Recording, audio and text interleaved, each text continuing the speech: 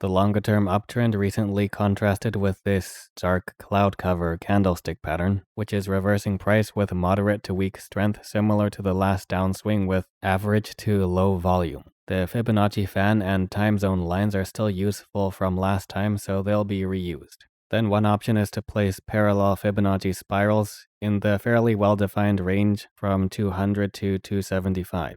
To provide a rough guide of how price can fall if bearish sentiment continues into the first half of April, in which case the low 200 range provides a major obstacle for sellers driving down price. If volume remains relatively low, another possibility is price flattens and generally holds over 250. Then if the longer-term bullish advantage is regained and price can close over 275 with volume, preferably at or above 20 million, an acceleration towards 300, approximating the center fan line, wouldn't be unrealistic.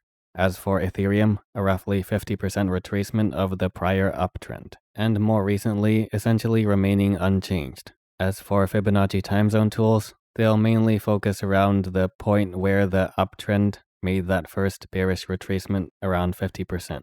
Then similar, but in the reverse to the Coinbase stock chart, Fibonacci spirals can be placed parallel to each other, but facing down. Then if price remains relatively flat, but mostly above 35.50 for the first third of April, bullish sentiment could begin to return price back towards 4,000. And similar to the 60,000 level for Bitcoin, the low 3,000 range is an area of strong long-term support potential.